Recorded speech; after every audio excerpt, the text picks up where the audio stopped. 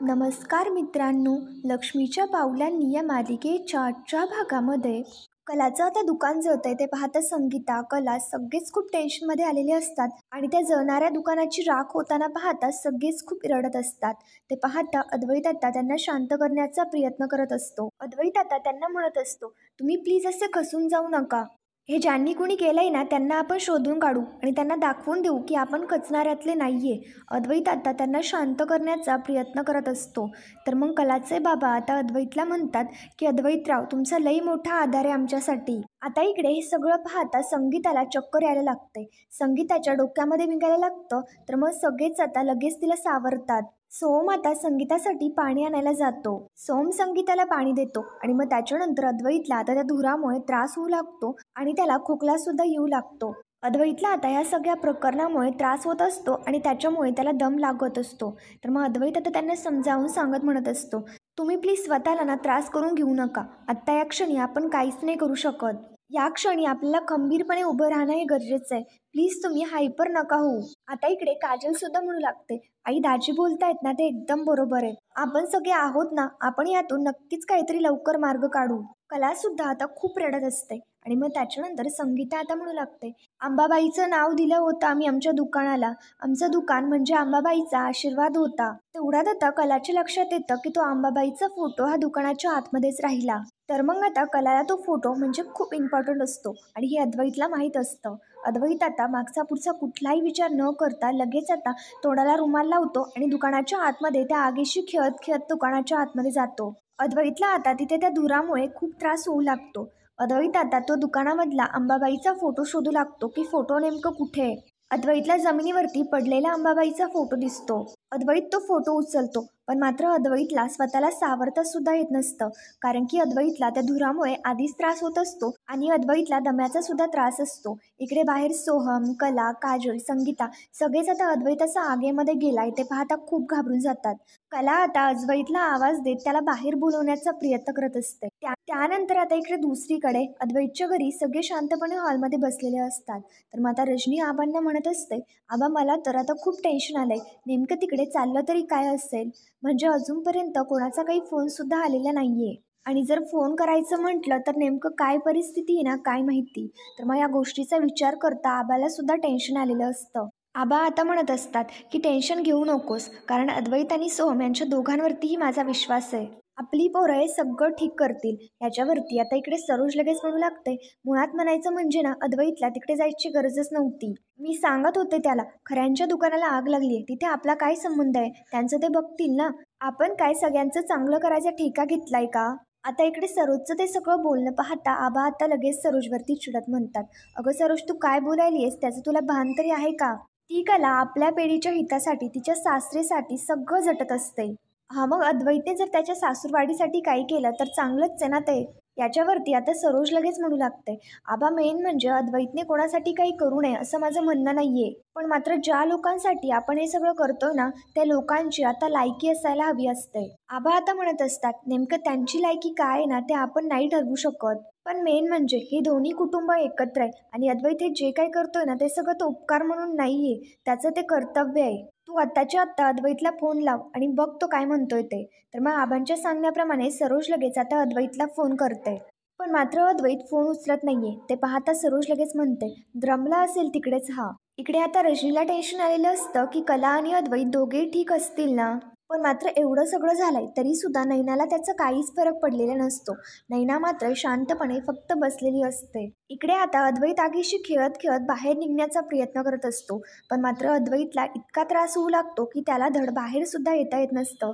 अद्वैत आता त्या आगीमध्येच अडकून पडतो. इकडे आता कलाला बाहेर प्रश्न पडतो की अद्वैत अजूनपर्यंत आला कसा नाहीये. तर मग कला सुद्धा आता मागचा पुढचा कुठलाही विचार न करता अद्वैतला वाचवण्यासाठी डायरेक्ट दुकानामध्ये जाते. कला अद्वैतला पाहते तर अद्वैतची खूपच बिकट अवस्था झालेली असते. तर मग कला आता अद्वैतला म्हणत असते, अरे चांदेकर, वेडा आहेस का तू? असा मागचा पुढचा कुठलाही विचार न करता दुकानामध्ये काय शिरलास? आणि कला अद्वैतला आता हळुवारपणे बाहेर घेऊन जाऊ लागते. इकडे बाहेर आता सगळेच खूप घाबरून गेलेले असतात. त्याच्यानंतर कला आणि अद्वैत दोघेही बाहेर आल्यानंतर इकडे कलाला खोकल्याचा त्रास होऊ लागतो. पण कलाचा त्रास हा फक्त तेवढापुरता तेवढाच असतो. अद्वैतला आधीच दम्याचा त्रास असतो आणि त्याच्यामुळे त्याला खूपच त्रास होत असतो. कला आता लगेच अद्वैतला सावरू लागते आणि त्याला विचारू लागते की चांदेकर काय होतंय तुला, मोठा श्वास घे. अद्वैतला श्वास घ्यायला त्रास होऊ लागतो. अद्वैतचा दम छाटत असतो. तर मग आता कला लगेच सोहमला सांगते, सोहम जा आणि गाडीच्या ड्रॉवरमधनं पटकन आता त्याचा पंप घेऊन ये. सोहम आता इकडे गाडीच्या ड्रॉवरमध्ये येतो. तिकडून तो पंप घेतो आणि लगेच इकडे अद्वैतकडे येतो. इकडे आता अद्वैत तो पंप घेतो, पण मात्र तो पंप काय चालतच नसतो. ते सगळं पाहता सगळेच आता खूप घाबरून जातात. तो पंप चालत नाहीये म्हटल्यानंतर आता अद्वैतची जी काही अवस्था झाली आहे ते पाहता सगळेच खूप पॅनिक होतात. सगळेच खूप घाबरून जातात.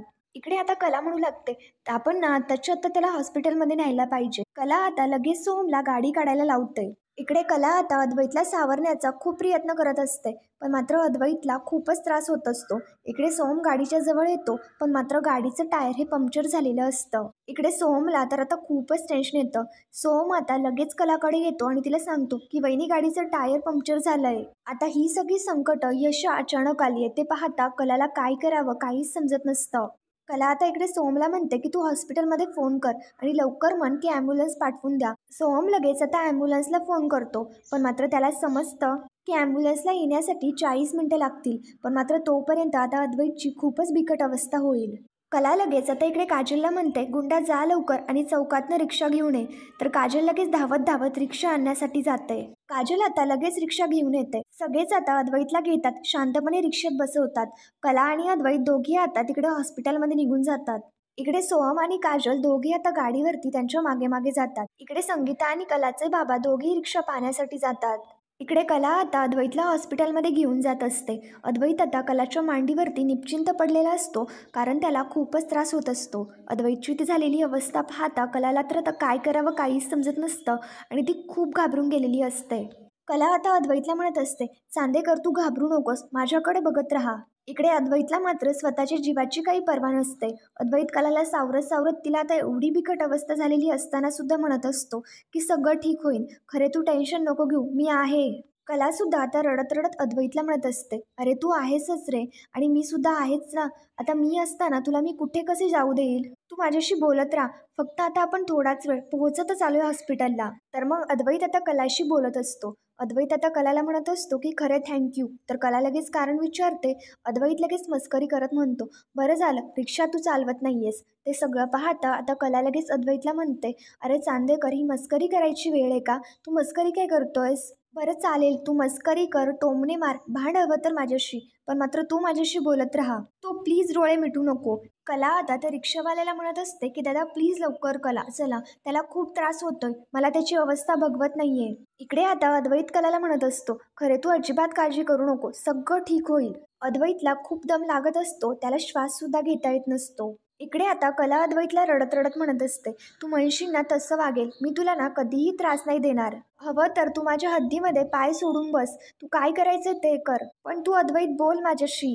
हे बघ, जर तू डोळे नाही उघडलेस ना तर मी भांडेला तुझ्याशी. मी तुझं ना आजोबांना नाव सांगेल, ते ऐकतात माझं आणि तू माझं काहीच नाही ऐकत. चांदेकर तू फक्त बोल माझ्याशी, भांड हवं तर. कला आता रडतच त्या रिक्षेवाल्याला म्हणत असते की दादा चला लवकर, त्याला खूप त्रास होतोय. कला इकडे अद्वैतला सावरण्याचा प्रयत्न करत असते, पण मात्र अद्वैत कलाच्या मांडीवरती निश्चिंत पडलेला असतो. तो आता कलाशी एकही शब्द बोलत नसतो आणि डोळे सुद्धा उघडत नसतो.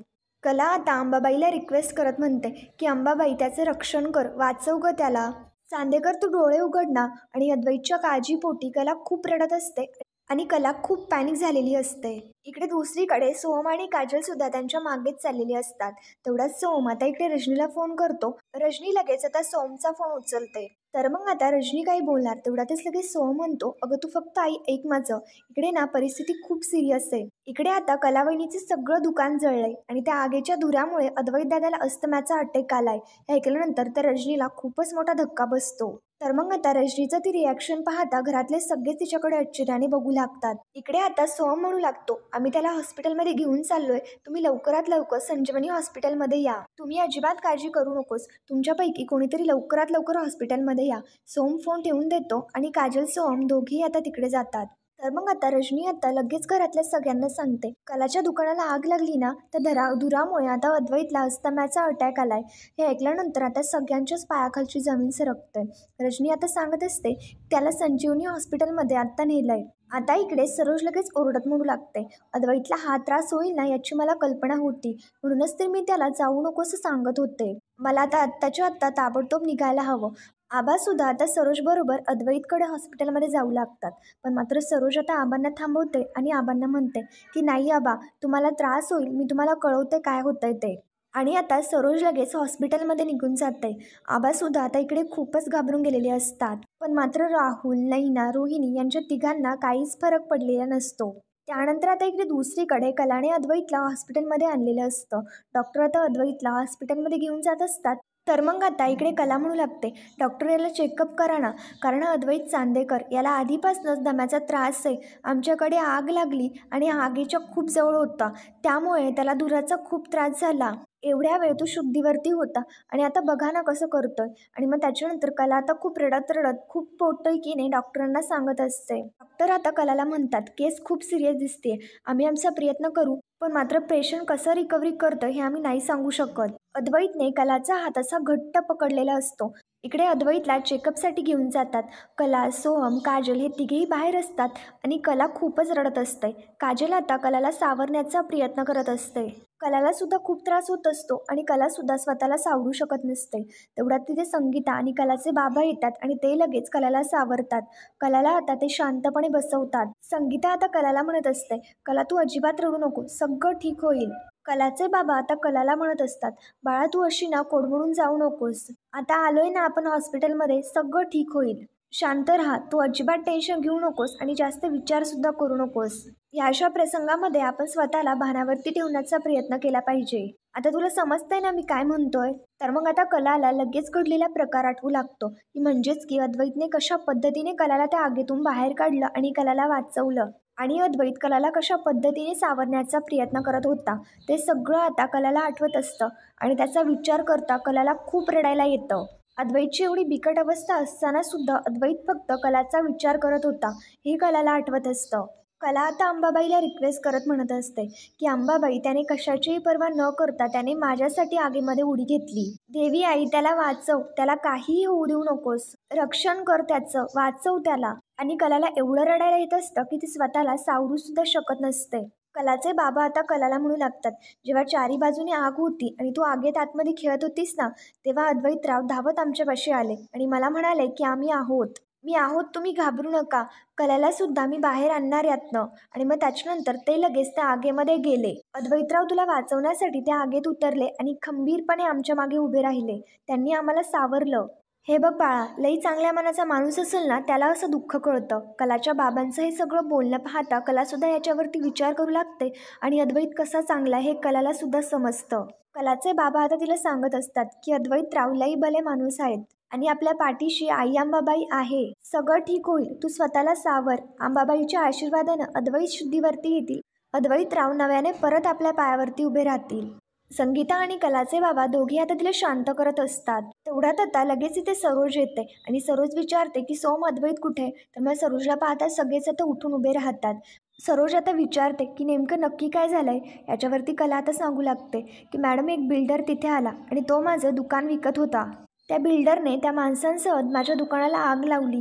सगळं दुकान जळून राख झालं. पण मात्र मी आतमध्ये आग विझत असताना चांदेकर तिथे आला आणि त्याने आगीत उडी मारली मला वाचवण्यासाठी. आणि तिथल्या धुरामुळे त्याला खूप त्रास झाला. तो बेशुद्ध आहे, त्याला श्वास सुद्धा घेता येत नाहीये. हे पाहता आता सरोजला तिची चुकी लक्षात येते, कारण की ती आग लावायला आणि त्या बिल्डरला सुपारी ही सरोजने दिलेली असते. इकडे आता सरोज विचारते की डॉक्टर काय म्हणाले. याच्यावरती कला आता म्हणू लागते की डॉक्टर म्हणाले की आता काहीच सांगू नाही शकत, कारण की परिस्थिती खूप बिकट आहे. मॅडम, मला काय करावं काहीच कळत नाहीये, कारण मला खूप भीती वाटतीये. इकडे सरोज आता लगेच ते सगळं पाहत्या लगेच कलाला म्हणते, हे सगळं ना फक्त तुमच्यामुळे झालंय. दादर, कला ना तुझ्यामुळे झालंय. आणि तुला अपराधी वाटत असेल ना तर ते बरोबरच आहे. आतमध्ये जो आहे ना तो माझा मुलगा आहे हे विसरू नकोस. जो माझ्या मुलाच्या वाटेत येतो ना त्याला मी पुरती संपून टाकते. तेव्हा तू हे जे काही केलंयस ना त्याची शिक्षा तुला आता भोगावीच लागणार आहे. त्याच्यामुळे आता गाठ माझ्याशी आहे, विसरू नकोस. त्याच्यानंतर इकडे कलाच्या हाताला सुद्धा राहिलेलं असतं. ते सोम पाहतो आणि सोम लगेच कलाला म्हणतो, अगं वहिनी तुझ्या हाताला सुद्धा लागलंय, त्याला आपण बँडेज नाही केलं ना तर ते सेप्टिक होईल. याच्यावरती कला आता म्हणत असते, नाही सोम राहू दे, मी ठीक आहे. हे सगळं पाहता इकडे सरोज लगेच सोमवरती ओरडत म्हणते, की सोम काय चाललंय तुझं? या मुलीमुळे सगळं काही झालंय हे तुला माहीत असताना सुद्धा तिची काळजी करतोय, काहीही गरज नाहीये. सरोज आता कलाला म्हणत असते, की हे सगळं फक्त तुझ्यामुळे झालंय. जेव्हापासनं तू आमच्या घरात आली आहेस ना तेव्हापासून आमच्या घरावरती एक ना एक संकट येतच आहे. तू ना आमच्या उरावरतीच येऊन बसली आहेस. जोपर्यंत चांदेकरांचा पूर्ण विध्वंस होत नाही ना तोपर्यंत तुझ्या काय मनाला शांतता नाही लागणार. तू आणि तुझी बहीण दोघीही मिळून चांदेकरांची पूर्ण वाट लावा. इकडे आता सरोजचं ते सगळं बोलणं ऐकल्यानंतर कलाला खूप त्रास होऊ लागतो आणि कला आणखीनच रडू लागते. इकडे आता सरोजचं बोलणं पाहता संगीता लगेच म्हणते, काय बोलताय सरोज मॅडम तुम्ही तिला स्वीकारलं जरी नसलं ना तरीसुद्धा ती तशी नाही आहे हे तुम्हाला माहिती आहे. का ती तुमच्या मुळावरती उठल? अहो ते घरसुद्धा तिचंच घर आहे. मग मला सांगा ती त्या घराबद्दल का वाईट विचार करल? सरोज आता कलाला म्हणते, की आज दिवाळीच्या दिवशी माझा मुलगा असा मृत्यूशी झगडतोय. जर त्याला जर काही झालं ना तर मी तुला सोडणार नाही हा. इकडे कलाला सुद्धा आता खूप टेन्शन येतं आणि तिला सुद्धा काय करावं काहीच समजत नसतं. तर मित्रांनो पुढील भागामध्ये आपण पाहणार आहोत, डॉक्टर आता कलाला व सगळ्यांना सांगतात, की त्यांना आधीपासूनच अस्थमा असल्यामुळे खूप कंडिशन क्रिटिकल होत चालली आहे. त्याच्यामुळे तुम्ही या कन्सेंट फॉर्मवरती सही करा. कला आता त्या फॉर्मवरती साईन करू लागते. पण मात्र इकडे सरोज लगेच कलाच्या हातातला तो फॉर्म हिसकावून घेते आणि तिला म्हणते, की काहीही गरज नाही आहे. तू त्याच्यापासून 4 हात लांब राहिली ना तेच बरं आहे. कला आता इकडे डॉक्टरांना म्हणते, की मला माहिती आहे तो खूप सिरियस आहे. पण मात्र त्याला बरं वाटेल ना? याच्यावरती डॉक्टर आता कलाला म्हणतात, त्यांना बरं वाटेल. पण मात्र कंडिशन खूप क्रिटिकल असल्यामुळे कधी आणि कसं काय होईल ना हे सांगता येत नाही. हे पाहता इकडे सरोज, कला सगळेच खूप घाबरून जातात आणि सगळ्यांनाच अद्वैतची खूप काळजी वाटत असते. तर मित्रांनो पुढील भागांच्या डेली अपडेट्ससाठी आमच्या शिव मराठी या चॅनलला लगेच सबस्क्राईब करा. थँक्यू.